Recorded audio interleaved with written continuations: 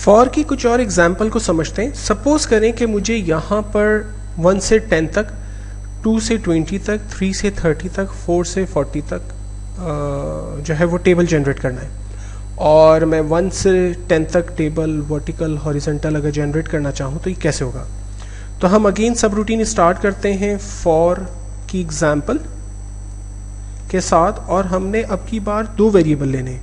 हमने कहा for x बराबर है 1 to 10 के, और हमने कहा फॉर y बराबर है 1 to 10 के, और फिर हमने कहा सेल x, y की वैल्यू को बराबर कर दे x मल्टीप्लाई बाय y, और हमने कहा नेक्स्ट y चलता रहे और नेक्स्ट x चलता रहे।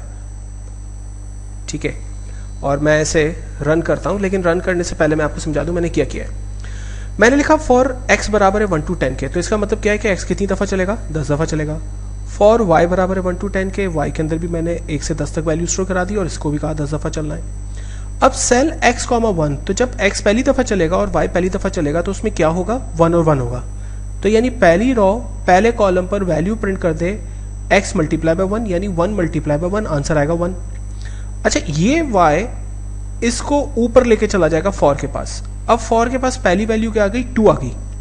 ठीक है, तो सेल के पास वो लेके नीचे आया x, y, यानी पहली रो सेकंड कॉलम पे, पहली रो सेकंड कॉलम पे यहाँ पे b पे वो रिजल्ट प्रिंट करेगा x, y, तो क्या होगा इसके पास 1 मल्टीप्लाई बाय 2 इक्वल्स टू 2, ये लेकर वो ऊपर जाएगा। अब y के पास क्या आ गया, 3, सेल x, 3 यानी 1, 3, कॉलम 3 की वैल्यू को बराबर कर दे 1 multiply by 3, 1 multiply by 3 equals to 3।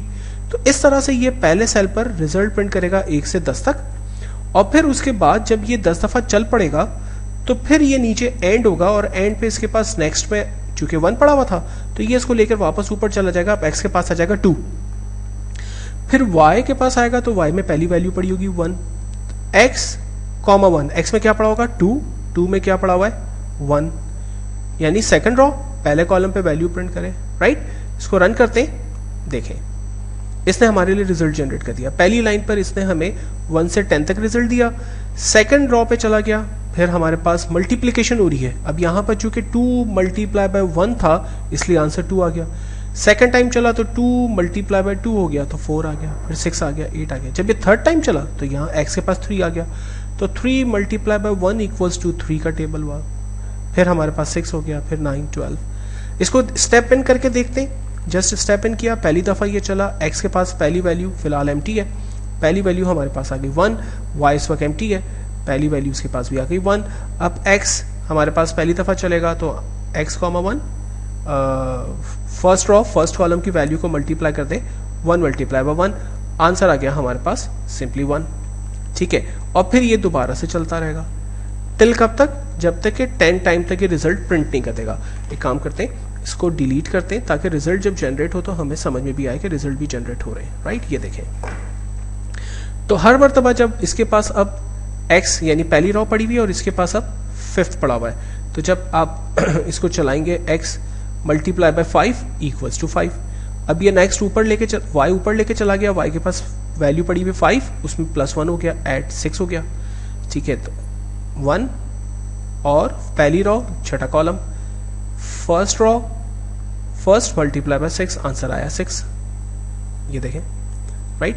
और जब ये 10 टाइम रिजल्ट जनरेट कर देगा तो फिर ये आएगा x। अब चूंकि ये फर्स्ट टाइम चला था, अब इसने सेकंड टाइम चलना है, तो x के पास अब वैल्यू आ गई 2, 2 मल्टीप्लाई बाय यानी सेकंड रो पहला कॉलम वैल्यू को क्या कर दे 2 मल्टीप्लाई बाय 1, तो आंसर आएगा 2। राइट, और इस तरह से फिर ये टेबल हमारा चलता रहेगा।